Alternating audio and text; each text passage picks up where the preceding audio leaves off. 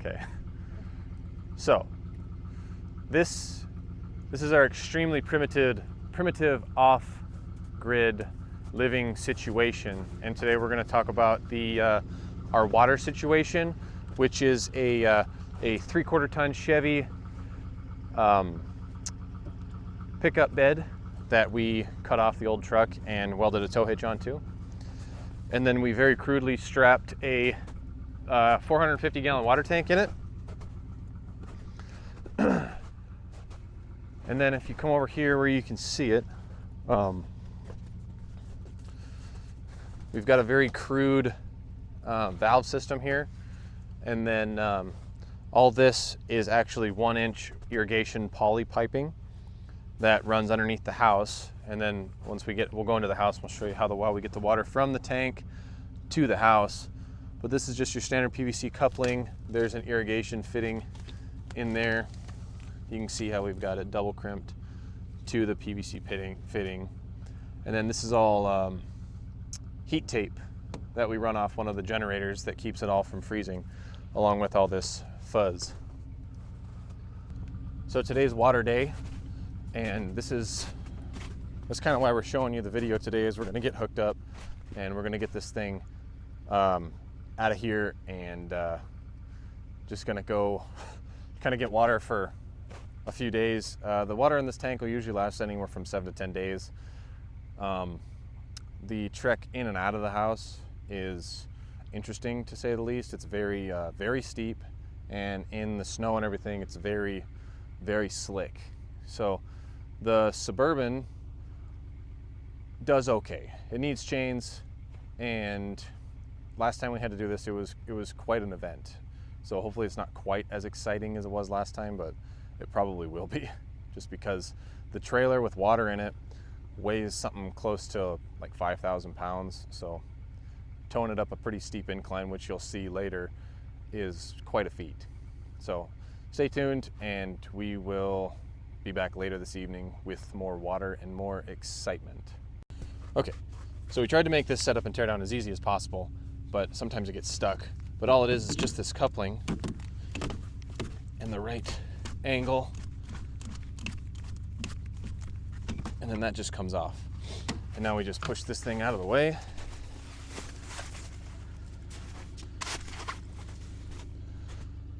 And then you just close the tailgate after you move all the stuff out of the way. And then we're good to hook on and take off.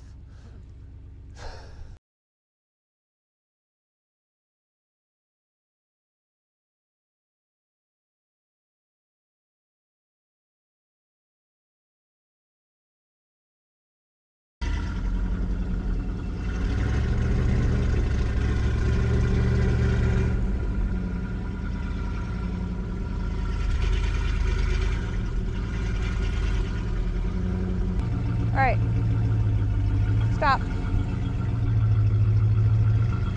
Right there? Yeah.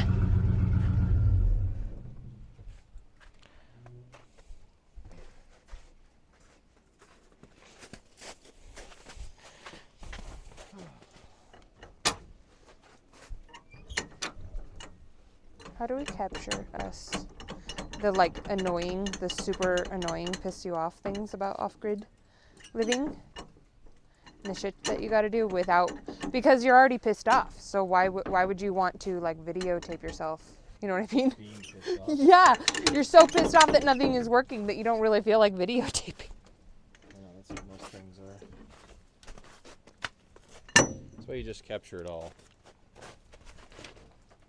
When it works, it works. So here is our water station. It's actually the in-laws' place. So it's free water. And yeah, pretty much it. So this is our very crude setup for our utilities room. We have all of our washer dryer hookups, as well as a pantry, as well as our water tank, and kind of hidden over there in the corner is our tankless water heater. I'll run off generator power. But down here is our water pump. I think it's out of an RV, but brings a poly from under the house, ties in here, and then it runs off of this switch, which it's already primed, so it's not going to run. And then it's all run off of just like a typical car battery. If you can see it in there, I'll put a light on it.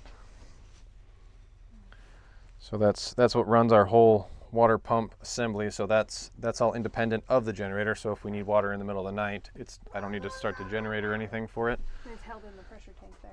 Right, and it's all held in the pressure tank here, which is condensating pretty badly because it's humid. And then it's all self-sufficient, and it kind of works all on its own, and it'll prime itself to only 60 psi, so we don't ever blow any of the water lines out. But yeah, I think that covers the water system. So this pump it's a 4.5 gallon a minute at 60 psi, which is plenty enough to run everything you need from your shower to your sinks and all the other necessities. It's primed at 60, and the tank is a Reliance 30 gallon.